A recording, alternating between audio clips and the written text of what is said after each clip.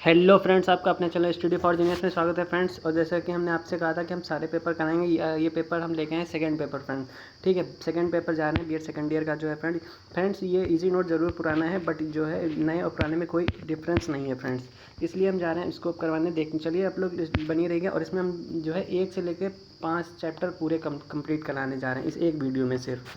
ठीक है, फिर ऐसे ही हम थर्ड पेपर लाएंगे और फिर फोर्थ पेपर लाएंगे, फिर ऐसे ही फिर से फर्स्ट लाएंगे जिसमें 5 से 10 कराएंगे। ऐसे ऐसे पूरा सेट आप लोगों को कराते चले जाएंगे, पूरा इजी नोट करा देंगे। ठीक है फ्रेंड्स, तो चलिए फिर स्टार्ट करते हैं ज़्यादा बात ना करते हुए फ्रेंड्स। तो फर्स्ट क्वेश्चन स्टार्ट करते हैं। फर्स्ट चैप्टर आपका है पाठ्यक्रम का आशय, प्रकृति, अवधारणा तथा मूल तथा प्रच्छन्न पाठ्यक्रम, मतलब कि meaning, nature, concept of curriculum and core and hidden curriculum. ठीक है, चलिए बात करते हैं फर्स्ट क्वेश्चन की फ्रेंड। जल्दी से निपटाएंगे। ये एक क्विक रिवीजन है फ्रेंड, ऐसा आप लोग मान के चलिएगा। ठीक है, हमको ये पता है कि आप लोगों ने कर चुके हैं, नहीं किए तो ये एक रिवीजन है आपका, ये समझ लें, क्योंकि टाइम बचा नहीं है friends. You have no more time. चलिए फिर स्टार्ट करते हैं, let start. So first question आपका है, विद्यालय बालक के सर्वांगीण विकास के निमित्त कक्षा के अंदर या कक्षा के बाहर जो अनुभव, ज्ञान, क्रिया करके सीख देता है, वे सभी किसके अंग बन जाते हैं? तो फ्रेंड्स वो सब किसके अंग बन जाते हैं? तो आपके इसको कहते हैं क्यूरिकुलम, मतलब पाठचर्या के अंग बन जाते हैं। ठीक है, नेक्स्ट क्वेश्चन है आपका, पाठचर्या की और किन नामों को से संबोधित करते हैं, मतलब पाठचर्या के और क्या क्या नाम है? तो आपका सिलेबस और कोर्स ऑफ स्टडीज, मतलब कि आपका सी हो जाएगा। आपके दोनों राइट हैं। नेक्स्ट है पाठचर्या, क्यूरिकुलम शब्द किस भाषा के शब्द से बना है? तो ये बना है आपका लैटिन से। अगला क्यूरिकुलम का अर्थ क्या है? तो दौड़ का रास्ता और दौड़ का क्षेत्र। तो ये आपका फ्रेंड्स क्या हो जाएगा? ये आपका आंसर हो जाएगा ए व बी, क्योंकि दोनों आपके राइट आंसर हैं। चलिए फिर नेक्स्ट बात करते हैं क्वेश्चन नंबर 5 की। पाठचर्या एक ऐसा क्रम है जो किसी व्यक्ति को गंतव्य स्थान पर पहुंचने के लिए तय करता है। यह बात किसने कही थी? तो यह बात आपकी किसने कही थी फ्रेंड्स? ये बात आपकी कही थी ब्रोकर ने। ठीक है, ब्रूवेकर जो है आपके ऑप्शन डी में है, ब्रूवेकर ने कही थी। इसको याद कर सकते हैं, गंतव्य स्थान तक पहुंचने के लिए वेकर से याद कर लीजिए वॉकर। वॉकर से क्या होता है? बच्चे चलते हैं गंतव्य स्थान तक। ठीक है, इस ऐसे शिक्षा। नेक्स्ट है, शिक्षा के लक्ष्य तक पहुंचने के लिए जिन अध्ययन परिस्थितियों को क्रमिक रूप रेखा बनाई जाती है उसे पाठचर्या कहा जाता है, मतलब कि उसे आपका करिकुलम कहा जाता है। ये बात किसने कही थी? ये बात आपकी कही थी, ये बात आपकी किसने कही थी? ये कही थी रॉबर्ट यूलिच का। रॉबर्ट यूलिच का ये स्टेटमेंट है फ्रेंड्स। ठीक है, बात करते हैं नेक्स्ट, पाठचर्या के लिए किन शब्दों का प्रयोग किया जाता है? पाठचर्या के लिए फ्रेंड तो ये सभी शब्दों का सिलेबस भी कह सकते हैं, क्यूरिकुलम भी कह सकते हैं, कोर्स ऑफ स्टडीज, मतलब कि ऑप्शन डी हो जाएगा। पाठचर्या में किससे संबंधित तथ्य स्पष्ट होते हैं? किससे रिलेटेड तथ्य स्पष्ट होते हैं? तो देखते हैं 4 ऑप्शन हमारे क्या क्या दे रखे हैं। एक देखा है ज्ञानात्मक, भावनात्मक, क्रियात्मक। तो ये सारी तथ्य आपके यूज होते हैं। अगला, पाठचर्या विद्यालय में वर्ष भर विभिन्न विषयों में शिक्षक तथा विद्यार्थियों को दिए जाने वाले ज्ञान की मात्रा के विषय में निश्चित जानकारी प्रस्तुत करता है, जबकि पाठ्यक्रम यह प्रदर्शित करता है कि शिक्षक किस प्रकार की शैक्षिक प्रवृत्तियों के माध्यम से पाठचर्या की ज़रूरतों को पूरा करेगा। ये बात किसने कही थी? पाठचर्या की ज़रूरतों को पूरा करेगा, ये बात कही थी रॉबर्ट डोंटर्स ने। ये बात कही थी फ्रेंड्स रॉबर्ट डोंटर्स ने, ये ज़रूरतों को पूरी करते हैं डोंटर्स। ठीक है, अगला क्वेश्चन आपका है, कह रखा कि लोकतांत्रिक पाठ्यक्रम में कौन से सिद्धांत हैं? कौन से सिद्धांत हैं फ्रेंड्स? तो ये आपके सभी सिद्धांत हैं। लचीलापन भी, बहुमुखी भी होना चाहिए, सामाजिक उद्देश्यों की प्राप्ति भी होना चाहिए। फ्रेंड्स अगर आपको हमारी स्पीड तेज़ लग रही है तो आप स्लो कर सकते हैं। ठीक फ्रेंड्स, मेरा मेन मकसद है कि जल्दी से जल्दी कम टाइम में ज़्यादा से ज़्यादा कंटेंट आप तक प्रोवाइड कराया जाए, इस वजह थोड़ा स्पीड हो सकता है मेरी कुछ ज़्यादा है। ठीक फ्रेंड्स, तो जैसा आप लोग एडजस्ट कर सकते हैं अपने अकॉर्डिंग। अगर आपको कम लग रही है तो आप स्पीड इंक्रीज भी कर सकते हैं। ठीक, फर्स्ट नेक्स्ट क्वेश्चन आपका, पाठचर्या में किन विषय वस्तुओं को समाहित किया गया है? तो किन विषय वस्तुओं को समाहित किया गया? तो पाठचर्या में तो लगभग एट लीस्ट सभी चीज़ें आ ही जाती हैं, तो आपका हो जाएगा 11 का डी ऑप्शन। नेक्स्ट क्वेश्चन है, किसके अनुसार पाठचर्या में विषय सामग्री का विस्तृत वर्णन, मतलब पाठ्यक्रम, कार्यक्रम और कुछ हद तक अविदित विधियाँ भी शामिल किया जा सकता है, जो कक्षा में सामग्री को ठीक ढंग से प्रस्तुत करने के लिए प्रयुक्त की जाती हैं। ये बात किसने कही थी? तो ये बात कही थी यूनेस्को की रिपोर्ट। पूरे सिलेबस में आपको बात की जाए तो यूनेस्को की ही रिपोर्ट है, और यूनिसेफ की रिपोर्ट का कोई जिक्र ही नहीं किया गया, यूनेस्को का ही जिक्र किया गया है। फर्स्ट नेक्स्ट क्वेश्चन आपका है, पाठचर्या में विद्यार्थियों के विद्यालय या उसके बाहर वे सभी अनुभव शामिल हैं? तो उनके बाहर के सभी अनुभव शामिल हैं, तो इसका क्या आंसर हो जाएगा? इसका आंसर आपका हो जाएगा क्रो व क्रो की। कि ये स्टेटमेंट है। इन्होंने कहा था कि शारीरिक, मानसिक, संवेगात्मक, सामाजिक अध्ययन, आत्मिक अध्ययन, ये सारी चीज़ें आती हैं। अगला है व्यापक अर्थ में पाठचर्या के अंतर्गत विद्यालय का समस्त परिवेश आता है, जिसमें विद्यालय में प्राप्त सभी प्रकार के संपर्क, पठन क्रियाएं तथा विषय शामिल हैं। मतलब सारे विषय भी शामिल है। यह परिभाषा किसने कही थी? विद्यालय का समस्त परिवेश किस में आता है फ्रेंड? विद्यालय का समस्त परिवेश आपका आता है विद्यालय का समस्त परिवेश आपका फ्रेंड्स आएगा इसमें रेयार्ड एवं हेनरी ने ये कथन आपको आपका दिया था फ्रेंड्स। चलिए ठीक है, ठीक है, यानी कि ऑप्शन आपका हो जाएगा बी, रेयार्ड तथा हेनरी। अगला पाठचर्या का सहायक सामग्री है जिसके द्वारा बच्चा अपने आप को उस वातावरण के अनुकूल ढालता है जिसमें वह बच्चा दैनिक कार्य व्यवहार करता है तथा जिसमें उसकी भविष्य की योजनाएं तथा क्रियाशीलता निहित हैं। ठीक है फ्रेंड, इसमें क्या हो जाएगा? इसमें आपका हो जाएगा के.जी. सैयदीन ने ये बात कही थी। के.जी. सैयदीन ने कही थी वह उसमें योजनाएं और क्रियाशील निहित हैं। ठीक है, अगला आपका नेक्स्ट क्वेश्चन है 16 नंबर। पाठचर्या कलाकार का वह साधन है जिसमें कि वह पदार्थ को अपने आदर्श के अनुसार अपनी चित्रकला में चित्रित कर सके। यह स्टेटमेंट किसने दिया था? यह स्टेटमेंट फ्रेंड्स दिया था कनिंघम ने। ठीक है, कनिंघम ने यह स्टेटमेंट आपका दिया था। अगला है पाठचर्या के संबंध में यह परिभाषा किस विद्या ने दी? पाठचर्या समस्त अधिगम प्रक्रियाओं से संबंधित है जो विद्यालय द्वारा नियोजित तथा निर्देशित होती हैं। ये अधिगम अनुभव एक व्यक्ति के लिए अथवा समूह के लिए विद्यालय में अथवा बाहर आयोजित किए जाते हैं। तो विद्यालय में तो ये किसने कहा था? ये आपका स्टेटमेंट फ्रेंड दिया था O.I. फ्रेडरिक ने। अच्छा ये नहीं, अच्छा ये हम बी पे पहुंच गए। ये स्टेटमेंट आपका फ्रेंड्स किसने कहा था? केर ने कहा था।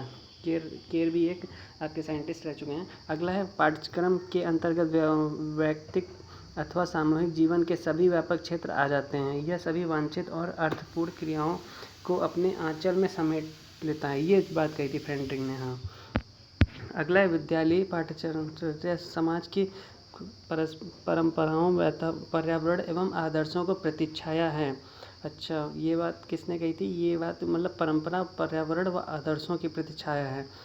अच्छा, तो ये बात आपकी कही थी डंकन ग्रिजेल ने। हाँ, ग्रिजेल ने कही थी फ्रेंड्स। ये बात किसने कही थी? ग्रिजेल ने ये बात कही थी फ्रेंड्स। ठीक है, चलिए फिर नेक्स्ट क्वेश्चन आपका है 20 नंबर है। किसने लिखा पाठचर्या का? इसमें बहुत से स्टेटमेंट दे रखे हैं इस चैप्टर में। तो पाठचर्या का अर्थ केवल उन सैद्धांतिक विषयों से नहीं जो विद्यालय में परंपरागत रूप से पढ़ाए जाते हैं। हाँ, ये बात किसने कही थी? ये बात माध्यमिक शिक्षा आयोग ने कही थी फ्रेंड्स। माध्यमिक शिक्षा आयोग ने कही थी पाठचर्या का अर्थ केवल उन सैद्धांतिक विषयों से नहीं जो विद्यालय में परंपरागत रूप से पढ़ाए जाते हैं। आप लोग आंसर सिर्फ एक लाइन में निकालने की कोशिश किया करिए कि एक लाइन हम पढ़ें और उसका आंसर आ जाए। ठीक फ्रेंड, इस टाइप से कितने बड़े बड़े स्टेटमेंट दे रखे हैं कि क्या बताएं। तो नेक्स्ट है आपका पाठचर्या उन समग्र परिवर्तनों का समूह है जिसकी सहायता से शिक्षक तथा विद्यालय प्रशासन उन सभी बालकों व नवयुवकों के व्यवहार में परिवर्तन लाता है। अच्छा, नवयुवकों के, अच्छा ये दिया था ब्राउन ने फ्रेंड्स। ये आपका दिया था ब्राउन ने। ये कथन किसने दिया था? फ्रांसिस जे ब्राउन ने। सामाजिक समाज विज्ञान नामक पुस्तक किसने लिखी थी? मतलब कि सामाजिक समाज विज्ञान ये पुस्तक फ्रेंड्स ब्राउन ने लिखी थी। हाँ, ये क्वेश्चन ये आपका जो है राइट आंसर हो जाएगा फ्रांसिस जे ब्राउन ने लिखी थी। अगला है विद्यालय व्यवस्था का मूल आधार है। विद्यालय व्यवस्था का मूल आधार क्या है? तो मूल आधार उसका क्या है? पाठ्यक्रम है। क्योंकि पाठ्यक्रम के बिना बच्चे और टीचर्स क्या पढ़ाएंगे, बच्चे क्या पढ़ेंगे? तो मेन मूल आधार आपका पाठ्यक्रम है। पाठ्यक्रम में मानव जाति के संपूर्ण ज्ञान और अनुभव का सार समझा जाना चाहिए। ये एक बात किसने कही थी? पाठ्यक्रम में मानव जाति के संपूर्ण ज्ञान अथवा अनुभव, ज्ञान और अनुभव की बात किसने कही थी? ज्ञान और अनुभव की बात, हाँ, फ्रोवेल का ये कथन था फ्रेंड्स, याद आ गया। ये कथन किसका था? फ्रोवेल ने दिया था। मतलब यहाँ से याद कर सकते हैं बेल बजाने का संपूर्ण ज्ञान अनुभव होता है। ठीक है, जो डोरबेल होती है उसका संपूर्ण ज्ञान और अनुभव होता है कि बेल बजाने, इस टाइप से कुछ याद कर सकते हैं। वर्तमान समय में पाठ्यक्रम के किस आधार पर बहुत बल दिया जाता है? तो इसके 4 ऑप्शन क्या हैं? किस पे बहुत बल दिया जाता है? दार्शनिक आधार, मनोवैज्ञानिक पे दिया जाता है फ्रेंड्स। ठीक है, मनोवैज्ञानिक पे ही काफ़ी बल दिया जाता है। चलिए ठीक है। अच्छा, क्या क्वेश्चन क्या कह रहा था? क्वेश्चन कह रहा था आपका वर्तमान समय में पाठ्यक्रम के किस आधार पर बहुत अच्छा प्रेजेंट टाइम में बात की गई प्रेजेंट टाइम की, तो ऑप्शन क्या है दार्शनिक, मनोवैज्ञानिक, सामाजिक आधार और वैज्ञानिक आधार। तो इसमें फ्रेंड्स हो जाएगा सामाजिक आधार। वर्तमान टाइम की बात की जाए तो समाज से रिलेटेड है, सामाजिक आधार पे काफ़ी बल दिया गया है। ठीक फ्रेंड्स, नेक्स्ट क्वेश्चन की बात करते हैं। जो पाठ्यक्रम वर्तमान और भविष्य की आवश्यकताओं के लिए उपयुक्त हैं। अच्छा, प्रेजेंट और फ्यूचर के लिए, तो प्रेजेंट और फ्यूचर की बात किसने कही थी? प्रेजेंट और फ्यूचर की बात कही थी रेमांड ने कही थी। फ्रेंड्स, इससे आप याद रख सकते हैं रैम जो होती है कंप्यूटर में, वो वही आपकी प्रेजेंट और फ्यूचर में भविष्य में हम लोग रैम बढ़वा के ले रहे हैं ना, तो क्योंकि भविष्य की आवश्यकताओं के लिए, इससे रिलेटेड आप रैम से याद कर सकते हैं। अगला क्वेश्चन है पाठ्यक्रम में सब विषयों में एक प्रकार की एकता हो तो पाठ्यक्रम कहलाता है। तो पाठ्यक्रम क्या कहलाएगा? तो आपका पाठ्यक्रम जो है ये कहलाता है समेकित, ये आपका समेकित कहलाता है। ठीक है। नेक्स्ट है बाल केंद्रित पाठ्यक्रम वह है जो पूर्णतः और समस्त रूप से सीखने वाले में निहित है। उसको बाल केंद्रित पाठ्यक्रम वह, ये बात किसने कही थी? ये बात कही थी आपकी हाँ जेम्स एमली का कथन था। ठीक है। इसको कैसे याद कर सकते हैं? बालक को क्या पसंद है? जेम्स पसंद है। जेम्स जो आती हैं दुकानों पे मिलती हैं, जेम्स टॉफ़ी टाइप की। ठीक है। तो उससे आप याद कर सकते हैं, जेम्स एमली का कथन है, स्टेटमेंट है। चलिए नेक्स्ट क्वेश्चन आपका पाठ्यक्रम निर्माण का सिद्धांत है। पाठ्यक्रम निर्माण का सिद्धांत क्या है? पाठ्यक्रम निर्माण रुचि का सिद्धांत, आवश्यकता का सिद्धांत, उपयुक्तता, ये सभी है फ्रेंड्स। हाँ, उपयुक्त सभी है। अगला है पाठचर्या का अर्थ है। पाठचर्या का अर्थ क्या है? पाठचर्या का अर्थ आपका पाठ्यक्रम एवं पाठ्य सहायक क्रियाएं हैं, ये आपका हो जाएगा। अगला है मूल लैटिन शब्द क्यूरिकुलम का अर्थ क्या होता है? क्यूरिकुलम जो आपका है इसका अर्थ क्या होता है? उसका अर्थ होता है पाठ्यक्रम। ठीक है। अगला है पाठ्यक्रम निर्माण के सूत्र हैं। पाठ्यक्रम निर्माण के सूत्र क्या हैं? तो इनके सूत्र आपके हो जाएंगे उपयुक्त सभी, ये सभी सूत्र हैं। पाठ्यक्रम में वे सभी क्रियाएं सम्मिलित हैं जिनका हम शिक्षा के उद्देश्य की प्राप्ति के लिए विद्यालय में उपयोग करते हैं, विद्यालय में यूज़ करते हैं। पाठ्यक्रम में सभी क्रियाएं सम्मिलित हैं जिनका हम शिक्षा के उद्देश्य की प्राप्ति के लिए विद्यालय में यूज़ करते हैं, विद्यालय में यूज़ करते हैं। ये बात किसने कही थी? ये बात कही थी मुनरो ने, मतलब यूज़ करते हैं उद्देश्य की प्राप्ति की, ये बात फ्रेंड मुनरो ने कही थी। अगला है आपका पाठ्यक्रम विकास का सोपान है। पाठ्यक्रम विकास का सोपान क्या है? तो उपयुक्त सभी। अधिकतर क्वेश्चन फ्रेंड्स उपयुक्त सभी वाले ही राइट होते हैं, इसमें ज़्यादा दिमाग नहीं लगाना रहता है, बस थोड़ा ये देखना रहता है कि चीज़ें निगेटिव न दी हों। ठीक फ्रेंड। और नेक्स्ट है विषय केंद्रित पाठ्यक्रम का अन्य नाम क्या है? तो छात्र केंद्रित है, ये तो आपको पता ही है। ठीक है। चलिए ठीक है, ये आपका कंप्लीट हो गया, ये आपकी उत्तरमाला है आंसर की। ठीक फ्रेंड। चलिए फिर बात करते हैं नेक्स्ट टॉपिक की। नेक्स्ट टॉपिक आपका है, सारे चैप्टर अधिकतर इसमें क्यूरिकुलम से रिलेटेड है। नेक्स्ट टॉपिक है आपका पाठ्यक्रम के तत्व, उद्देश्य, अंतर्वस्तु, अधिगमकर्ता, अनुभव और मूल्यांकन। मतलब कि इंग्लिश में भी बता दें, components of curriculum, objectives, content, learner experience and evolution. ठीक है। चलिए अब बात करते हैं जल्दी से क्वेश्चंस की। क्वेश्चन देख लेते हैं जल्दी। फर्स्ट क्वेश्चन आपका है, किस विद्वान ने पाठ्यक्रम की संरचना प्रक्रिया को वृत्तांत क्या है? व्हीलर ने वृत्तांत बताया था। व्हीलर, देखिए वृत्त कैसा होता है? ऐसा होता है, और ऐसा व्हील भी होता है, तो यहाँ से याद कर लेंगे व्हील। ठीक है। इस टाइप से चीज़ें को रिलेट करके याद की जा सकती हैं बाई ट्रिक से। ऐसे कहाँ तक कितना पढ़ेंगे और कितना ही याद रखेंगे, चीज़ें सब मैक्सअप हो जाती हैं, समझ में नहीं आता किसका क्या आंसर होगा, कन्फ्यूजन क्रिएट होता है। तो चीज़ों को रिलेट थोड़ा सा ट्रिकी बनाने की कोशिश किया करिए खुद से। ठीक है। वो चीज़ें थोड़ा मतलब ज़्यादा टाइम तक याद रहती हैं, नहीं तो सब मैक्सअप हो जाता है फ्रेंड्स, कुछ समझ में नहीं आता क्या राइट होगा क्या रॉन्ग होगा। चलिए फिर देखते हैं नेक्स्ट क्वेश्चन आपका है, अधिगम अनुभवों के चयन के संबंध में निम्न में से कौन सा व्हीलर द्वारा प्रस्तावित मापदंड है? तो व्हीलर द्वारा प्रस्तावित, ये पूरा क्यों नहीं आ रहा है? व्हीलर द्वारा प्रस्तावित, थोड़ा इसको छोटा, हाँ आप सही, व्हीलर द्वारा, अरे यार तो क्या, अच्छा चलिए ठीक है। अधिगम अनुभव के चयन से संबंध में निम्न में से कौन सा व्हीलर द्वारा प्रस्तावित मापदंड नहीं है? मतलब क्या चीज़ नहीं है? तो इसमें पोषित मूल्य होगा। हाँ, मूल्य होगा, पोषित मूल्य की कोई मूल्य का पाठ्यक्रम से कोई मूल्यहीन आकलन ही नहीं है। ठीक है। मूल्य वह है जो मानव इच्छाओं की तुष्टि करे, तो ये हो जाएगा अर्बन। अब यहाँ से क्या देखिए रिलेट करिए, मूल्य एक आपकी क्या होती है? अर्बन बैंक होती है, अर्बन कोऑपरेटिव बैंक होती है ना, तो वहाँ से चीज़ों को रिलेट कीजिए। ऐसे इस टाइप से चीज़ों को फ्रेंड्स याद करने की कोशिश कीजिए। निम्न में से कौन सा मूल्यांकन कार्यक्रम की विशेषता नहीं है? मूल्यांकन कार्यक्रम की विशेषता व्यावहारिकता। फ्रेंड्स नहीं, अच्छा मूल्यांकन कार्यक्रम की विशेषता नहीं है, इसमें आपका जनमत हो जाएगा। जनमत हो जाएगा। वस्तुनिष्ठता, व्यावहारिकता और व्यापकता तो होता है, हाँ ठीक है, हाँ ठीक है। निम्न में से कौन सी सामग्री बालकों को सीखने के लिए राजमार्ग, हाँ राजमार्ग का काम देखिए, दृश्य और श्रव्य ये आपका राजमार्ग का काम करती हैं, ध्यान रखना।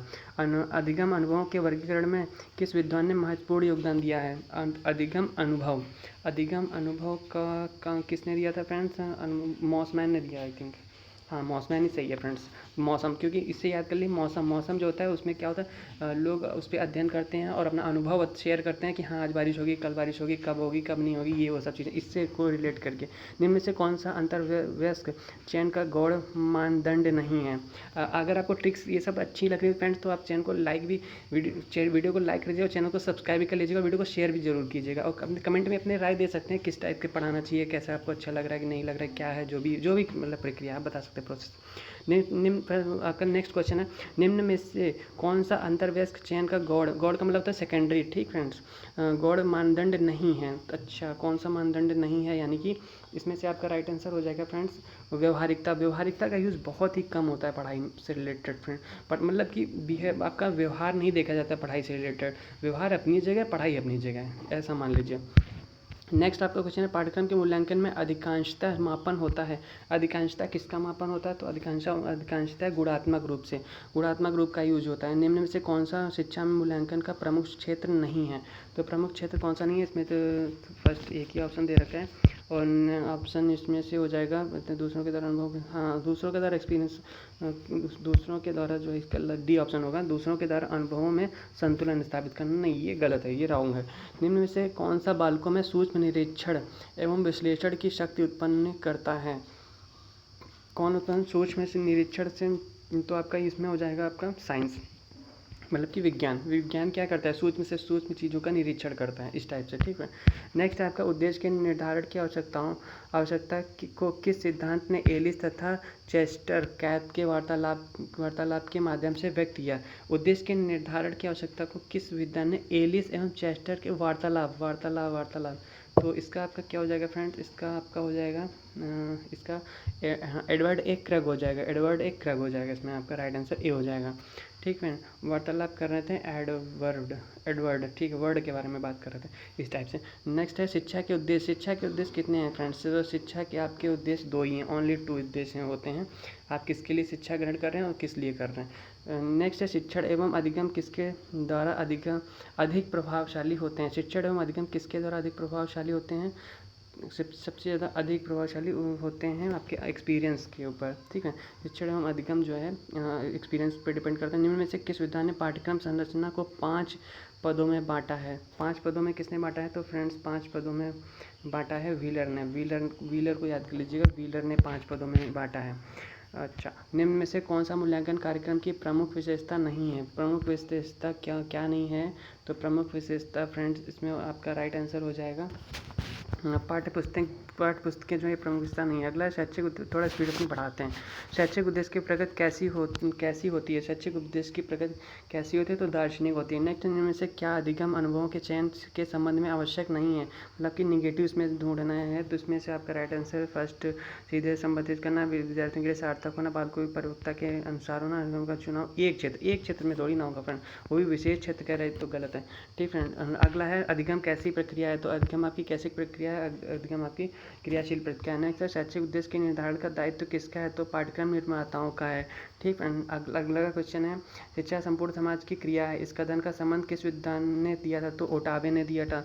अगला है, निम्न में से कौन सा अधिगम संसाधन नहीं है? तो आपका जो क्या हो जाएगा, व्यवहारिकता जो है आपका, व्यवहारिकता अधिगम संसाधन नहीं है, ठीक फ्रेंड। चलिए फिर नेक्स्ट देखते हैं, शैक्षिक उद्देश्य के प्रमुख स्रोत हैं। शिक्षा के उद्देश्य के प्रमुख स्रोत क्या हैं? तो सभी हैं। पाठ्यक्रम का मुख्य उद्देश्य क्या नहीं है? तो मुख्य उद्देश्य इसमें क्या नहीं है? तो जनमत का ओनली विकास, नहीं, जनमत का विकास से रिलेटेड नहीं, बालक छात्र से, बालक से, इन सब से है, बट जनमत का कोई वो नहीं है। व्हीलर के पाठ्यक्रम संरचना ने 5 सोपान में से कौन सा गलत है?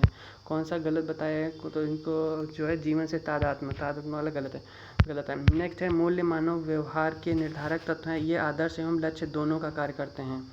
मूल्य की बात की गई तो मूल्य से रिलेटेड बुड से नहीं कहा था, मूल्य मानव व्यवहार के निर्धारक तत्व हैं, ये आदर्श एवं लक्ष्य दोनों, आदर्श एवं लक्ष्य तो वुड हो जाएगा, वुड का मतलब होता है लकड़ी, लकड़ी को हम मूल्य से खरीदते हैं, इस टाइप की याद कर सकते हैं। ठीक है, मानव व्यवहार का, ठीक है, मानव व्यवहार का निर्देशक पता। चलिए फ्रेंड, ये आपका कंप्लीट हो गया है, ये भी चैप्टर आपका कंप्लीट हो गया है। अब देखिए नेक्स्ट चैप्टर आपका कौन सा है। थर्ड चैप्टर आपका है, 2 चैप्टर हम लोग पढ़ लिए हैं। थर्ड आपका चैप्टर है प्रभावशाली शिक्षण में पाठ्यक्रम की भूमिका, role of curriculum in effective teaching. ठीक फ्रेंड्स, देखते हैं, चलिए इसको भी निपटाते हैं जल्दी से जल्दी। चलिए फ्रेंड्स, फर्स्ट क्वेश्चन आपका है, शिक्षण अपेक्षाकृत अधिक परिपक्व व्यक्तित्व एवं कम परिपक्व व्यक्ति के बीच। हाँ देखिए, यहीं से क्वेश्चन हम लोग समझते हैं। कम परिपक्व और अधिक, पूरा पढ़ने की जरूरत नहीं है। देखिए इसमें क्या दे रखा, अधिक परिपक्व व्यक्ति और कम परिपक्व व्यक्ति के बीच। तो इसमें ये चीज़ किसने दी थी, कम और ज़्यादा का, ये किसने दिया था, कम और ज़्यादा का फ्रेंड्स, ये रोल किया था मॉरिसन ने। मॉरिसन से याद रखेंगे। मौसम में क्या होता है, कभी कभी अधिक बारिश हो जाती है, कभी कभी कम बारिश हो जाती है। MC Morrison. ठीक फ्रेंड्स, इससे याद कर लेंगे। चलिए अगला है आपका, जब तक बालक सीखता नहीं शिक्षक ने पढ़ाया नहीं। अच्छा, ये कथन किसने कहा था, तो किलपैट्रिक ने कहा था। ठीक है, किलपैट्रिक ने कहा था। नेक्स्ट है, शिक्षण के कितने पक्ष होते हैं, तो शिक्षण के फ्रेंड्स 2 ही पक्ष होते हैं। सॉरी, शिक्षण के 3 पक्ष होते हैं। हाँ ठीक है, शिक्षण के 3 पक्ष होते हैं। कौन कौन से होते हैं वो भी हम आपको बताने वाले हैं कि शिक्षण के कौन कौन से होते हैं पक्ष। चलिए फिर नेक्स्ट क्वेश्चन आपका देख लेते हैं। नेक्स्ट क्वेश्चन आपका है, शिक्षण किसी न किसी रूप में कब से चलता है, तो शिक्षण किसी न किसी रूप में फ्रेंड्स आदिकाल से ही चला आ रहा है। ठीक फ्रेंड्स, नेक्स्ट है, शिक्षक के व्यक्तित्व में से कौन प्रभावित होता है, तो देखिए फ्रेंड्स, शिक्षक के व्यक्तित्व से कौन प्रभावित होता है, तो छात्र ही प्रभावित होता है। फर्स्टली तो शिक्षण के मध्य छात्र होता है, क्या होता है, वो श्रोता होता है, सुनता रहता है। निम्न में से कौन सी प्रणाली व्यवस्था के आधुनिक सिद्धांत पर आधारित है, तो आधुनिक सिद्धांत पर कौन सी प्रणाली, तो आधुनिक, देखिए आधुनिक में तो क्या हो जाएगा, मुक्तात्मक शासन प्रणाली ही ओनली होगा, प्रबंधात्मक शासन प्रणाली नहीं होगा। ये आपकी आधुनिक सिद्धांत पर आधारित है, मुक्तात्मक शासन प्रणाली। नेक्स्ट है, किस शासन व्यवस्था के अंतर्गत शिक्षण में शिक्षक की अपेक्षा छात्र अधिक क्रियाशील रहते हैं। अच्छा, मतलब कि ठीक है, मतलब कि शिक्षक की अपेक्षा छात्र अधिक क्रियाशील हैं। अच्छा, तो इसमें हो जाएगा आपका राइट आंसर हस्तक्षेप रहित कि अगर किसी का हस्तक्षेप ना किया जाए तो जो है आपका छात्र अधिक क्रियाशील रहेंगे। नेक्स्ट है, शासन के स्वरूप के अतिरिक्त भी शिक्षण को प्रभावित नहीं करती है, तो शिक्षण को प्रभावित क्या नहीं करती है, तो इसमें हो जाएगा आपका राइट आंसर। इसमें आपका ये कहाँ आ गए, हाँ ठीक है, नहीं करती है, तो आपका क्या नहीं करता, तो इसमें राइट आंसर आपका हो जाएगा परामर्श न लेना। आपका इसमें हो जाएगा परामर्श न लेना, यही प्रभावित करता है, बाकी कुछ नहीं। शिक्षण की प्रगति की व्याख्या नहीं है, शिक्षण की प्रगति की व्याख्या क्या नहीं है, तो इसमें शिक्षण एक अंतःक्रिया हाँ है, शिक्षण एक स्वोद्देश्य प्रक्रिया है, शिक्षण एक उपचार नहीं है, काहे नहीं है भैया, शिक्षण एक उपचार है। चलिए ठीक है, यही हो जाएगा आपका। शिक्षण के प्रमुख चर हैं, शिक्षण के कितने प्रमुख चर हैं अभी बताया था हमने आपको, 3 है। शिक्षण एक है, शिक्षण एक क्या है, शिक्षण एक क्या है, समस्या है क्या, हाँ समस्या नहीं है, तो चलिए फिर क्या है, शिक्षण एक अंतःक्रिया है। अच्छा, हमने समझा समस्या है शिक्षण। चलिए नेक्स्ट क्वेश्चन आपका, शिक्षण के सभी पक्षों नियोजन व्यवस्था अग्रसर एवं मूल्यांकन का परिचालन किसके द्वारा ही किया जाता है, और किसी के द्वारा नहीं किया जाता, सिर्फ किसके ही द्वारा किया जाता है, तो शिक्षक के ही द्वारा किया जाता है। शिक्षक का बहुत बड़ा रोल है। ठीक है, नेक्स्ट है, शिक्षण प्रक्रिया के अंतर्गत कौन आश्रित चर के रूप में कार्य करता है, कौन आश्रित चर के रूप में कार्य करता है, तो फ्रेंड्स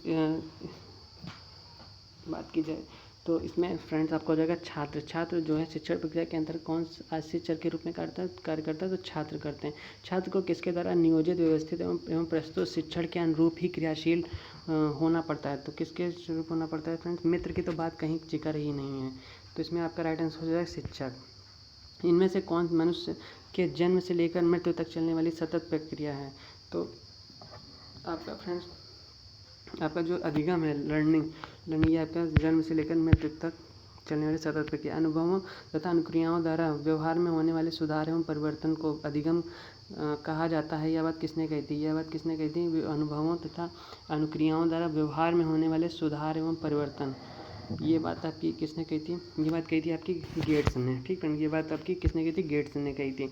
कौन बालक के व्यक्तित्व के लगभग सभी आयामों को प्रभावित करता है, तो कौन प्रभावित करता है फ्रेंड्स, तो आपका अध्यापक ही इसमें आपका शिक्षण जो होता है, मतलब हाँ शिक्षण जो होता है वो बालक के लगभग सभी आयामों को प्रभावित करता है। नेक्स्ट है अनुबंधन, प्रशिक्षण, अनुदेशन एवं शिक्षण सभी का आयोजन एवं व्यवस्था किसके लिए की जाती है। ये सारी चीज़ें किसके लिए की जाती हैं फ्रेंड्स, तो अधिगम सीखने के लिए की जाती हैं। शिक्षण सभी का आयोजन, ठीक है। नेक्स्ट है आपका शिक्षण सर्वाधिक बौद्धिक अभिव्यक्ति वाली एक व्यापक है। क्या है शिक्षण सर्वाधिक बौद्धिक अभिव्यक्ति वाली, क्या है फ्रेंड्स, तो यह एक है प्रोसेस है, प्रक्रिया है। एन इंस्ट्रक्शनल थ्योरी पुस्तक किसने लिखी थी, तो एन इंस्ट्रक्शन किसने लिखा था, हार्सफोर्ड ने ये चीज़ कही थी। अनुदेशन व्यक्तित्व के किस पक्ष को प्रभावित करता है, अनुदेशन व्यक्तित्व के किस पक्ष को प्रभावित करता है, तो ये आपका हो जाएगा ज्ञान को। शिक्षण प्रक्रिया में कौन सा चर नहीं है, ये तो ऑप्शन देख के ही बताना पड़ेगा कौन सा चर नहीं है। इसमें है ऑप्शन है शिक्षक, छात्र, पाठ्यक्रम, समाचार न्यूज़पेपर नहीं है फ्रेंड्स, ठीक है। शिक्षण चरों की प्रमुख क्रिया नहीं है, शिक्षण चरों की प्रमुख क्रिया क्या नहीं है, तो आपका प्रमुख क्रिया आपकी क्या नहीं है, तो आपकी समस्या प्रमुख क्रिया नहीं है फ्रेंड्स। आपको प्रॉब्लम है, ये प्रमुख क्रिया मेन क्रिया ये नहीं है, निदान, उपचार और मूल्यांकन यही है मेन क्रिया। नेक्स्ट क्वेश्चन है प्रभावशाली शिक्षण हेतु शिक्षक सर्वप्रथम कौन सा कार्य करता है। सबसे पहले शिक्षक क्या करेगा फ्रेंड्स, शिक्षक सबसे पहले क्या काम करेगा, तो शिक्षक पहले निदान करता है। किस कार्य का प्रमुख उद्देश्य छात्रों के व्यवहार में अपेक्षित व्यवहार परिवर्तन लाना है, तो अपेक्षित व्यवहार परिवर्तन लाना है, तो इसके लिए क्या करना पड़ेगा फ्रेंड, उपचार करना पड़ेगा, ठीक है।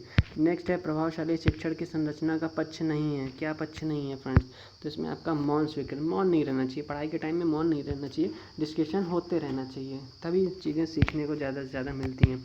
चलिए फिर थर्ड चैप्टर आपका कंप्लीट हो गया। नेक्स्ट चैप्टर की बात करते हैं, 4 नंबर चैप्टर की बात करते हैं। तो कौन सा है, अध्यापक की पाठ्यक्रम विकास में भूमिका, role of teacher in curriculum development, ठीक फ्रेंड्स, ये आपका 4th चैप्टर है। चलिए इसको भी फिर निपटाते हैं। फर्स्ट क्वेश्चन आपका है पाठ्यक्रम विकास का सर्वाधिक महत्वपूर्ण अभिकरण कौन है, तो सबसे सर्वाधिक महत्वपूर्ण अभिकरण कौन है, तो अध्यापक आपका टीचर है। नेक्स्ट है पाठ्यक्रम विकास के किन चरणों पर अध्यापक की भागीदारी असंदिग्ध एवं सर्वमान्य है। किन चरणों पर, तो फ्रेंड्स सभी चरणों पर, कोई भी चरण हो, ठीक है। नेक्स्ट क्वेश्चन आपका दे रखा है 3 नंबर, निम्नलिखित में से किन सोपानों में अध्यापक की भूमिका महत्वपूर्ण होती है, तो अध्यापक की भूमिका महत्वपूर्ण होती है, क्या चीज़ है, तो फर्स्ट आपका हो जाएगा ए एवं बी दोनों। व्यक्तिगत रूप से छात्रों एवं उनकी समस्याओं को समझने, उन पर ध्यान देने का कार्य कौन कर सकता है, तो ये कौन कर सकता है, ये अभी अध्यापक ही कर सकता है, अध्यापक करता भी है, ठीक है। नेक्स्ट है शिक्षकों में किस उत्तरदायित्व की प्रबल भावना होती है, तो किस चीज़ की, तो दोनों की, ज्ञान की भी होती है, अनुभव की भी होती है। अध्यापक का छात्र, विद्यालय तथा उनसे संबंधित सभी पक्षों से कैसा संबंध होता है, तो भावनात्मक होता है फ्रेंड्स, ठीक है। नेक्स्ट है पाठ्यक्रम को वास्तविक कार्यात्मक रूप कहाँ प्रदान किया जाता है, तो ये चीज़ कहाँ प्रदान किया जाता है, आपके कक्षा में प्रदान किया जाता है। अगला है कि सेलर एवं अलेक्जेंडर ने कितने प्रकार के पाठ्यक्रम बताए। इन्होंने फ्रेंड्स सेल किया था, कितने चीज़ों को सेल किया था, एक और एक, दो बताया था फ्रेंड्स, ठीक है। 2 कहाँ है, सी ऑप्शन में। शिक्षकों के आचार विचार, आस्थाएं, मान्यताएं, सामाजिक पृष्ठभूमि एवं शैक्षिक योग्यता आदि किसको बहुत अधिक प्रभावित करती है, तो सबसे ज़्यादा किसको प्रभावित करती है, शिक्षकों का चाहिए, ये चीज़ ये प्रभावित करेगी किसको फ्रेंड्स, ये आपका प्रभावित करती है पाठ्यक्रम को। 9 नंबर है पाठ्यक्रम को, ठीक फ्रेंड्स। नेक्स्ट है शिक्षा प्रक्रिया की महत्वपूर्ण धुरी कौन है, तो आपके टीचर्स हैं। शिक्षकों की आयु वर्गीय अनुभव, हाँ शिक्षकों का आयु वर्ग आपका एक्सपीरियंस, 1 मिनट। शिक्षकों का आयु वर्ग किसको प्रभावित करता है, आयु का वर्ग जो है वो पाठ्यक्रम करिकुलम को प्रभावित करता है, उसके पास उसने कितना पढ़ रखा है, ठीक फ्रेंड्स, पाठ्यक्रम। नेक्स्ट है युवा एवं प्रौढ़ शिक्षकों की सोच एवं अनुभव में क्या होता है, बहुत पर्याप्त अंतर, काफ़ी डिफरेंस होता है, युवा एवं प्रौढ़ में बहुत अंतर होता है, तो सभी को पता ही है। पाठ्यक्रम पर शिक्षक वर्ग का प्रभाव कितने प्रमुख रूपों में कार्य करता है, पाठ्यक्रम शिक्षक का प्रभाव कितने रूपों में कार्य करता है, शिक्षक का प्रभाव ओनली 2 रूपों में करता है। वो कैसा पढ़ा रहा है, कैसा नहीं पढ़ा रहा, बस। प्रत्येक शिक्षक किसमें कुछ आस्था रखता है, प्रत्येक शिक्षक किसमें कुछ आस्था रखता है, तो नैतिक मूल्यों में रखता है फ्रेंड्स, ठीक है। हमेशा आंसर आपको पॉजिटिव वे में ही देना है, ठीक फ्रेंड। जैसे कि इसमें ऑप्शन दे रखा है स्वार्थ में, भेदभाव में, ये सब नहीं है, वर्गवाद नहीं, हमेशा आंसर पॉजिटिव में ही देना है फ्रेंड्स, ये चीज़ ध्यान में रखना है आप लोगों को। पाठ्यक्रम पर शिक्षक वर्ग का प्रभाव किन रूपों में कार्य नहीं करता है? तो किन रूपों में कार्य नहीं करता है? तो व्यवहार के रूप में नहीं करता है। हमने कहा था ना, व्यवहार अपनी जगह पे है, पढ़ाई अपनी जगह पे है। प्रत्येक शिक्षक अनिवार्य रूप से किसका शिक्षक होता है? प्रत्येक शिक्षक अनिवार्य रूप से किसका शिक्षक होता है? तो सामान्य नैतिक आचरण का होता है फ्रेंड्स, ठीक है ना, सामान्य नैतिक आचरण का होता है। अब बात करते हैं हम नेक्स्ट क्वेश्चन की। तो नेक्स्ट क्वेश्चन आपका इधर होगा। पाठ्यक्रम शिक्षक के लिए अपने विचारों को कहाँ तक पहुँचाने का माध्यम होता है? तो पाठ्यक्रम शिक्षक जो है वो अपने विचारों तक कहाँ तक पहुँचाता है फ्रेंड? तो बालकों तक ही पहुँचाएगा। वो बालक को ही सारे ज्ञान अपना देना चाहता है, ठीक फ्रेंड्स। नेक्स्ट है, किस ढंग से शिक्षक व्यक्तिगत रूप से पाठ्यक्रम को प्रभावित करता है? तो प्रत्यक्ष और परोक्ष दोनों। वर्तमान समय में शिक्षक किस रूप में भी उभर रहा है? तो संगठन अपना बना रहा है फ्रेंड्स शिक्षक। राज्य स्तरीय शिक्षक संगठन किस स्तर पर? तो राज्य पर ही काम करेगा, केंद्र से कोई मतलब ही नहीं है, सेंट्रल से। कौन अध्यापकों को के संभागित्व को पाठ्यक्रम विकास प्रक्रिया का एक अनिवार्य अंग मानते हैं? तो कौन मानते हैं कि अध्यापक को संभावित एवं पाठ्यक्रम विकास प्रक्रिया एक अनिवार्य अंग है? अनिवार्य अंग है फ्रेंड्स। तो ये चीज़ किसने कही थी? ये चीज़ कही थी आपकी एडवर्ड ने कही थी, वर्ड ने कही थी। पाठ्यक्रम विकास प्रक्रिया एक अनिवार्य अंग है, ठीक है।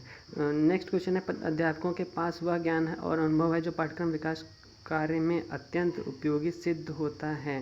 ये बात किसने कही थी? अध्यापकों के पास ज्ञान और अनुभव होता है।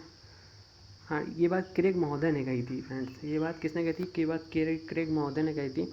अगला, हेमलेट नामक के राजकुमार के बिना, हाँ तो देखिए इसको ऐसे कैसे याद करेंगे? हेमलेट नामक राजकुमार के बिना खेला जा सकता है, बिना खेला जा सकता है। तो रोनाल्डो, आपने नाम सुना ही होगा रोनाल्डो वगैरह का, तो वहाँ से याद कर सकते हैं। पाठ्यक्रम आयोजन का कार्य तो लगभग सभी जगह सबके साथ में केंद्रित है।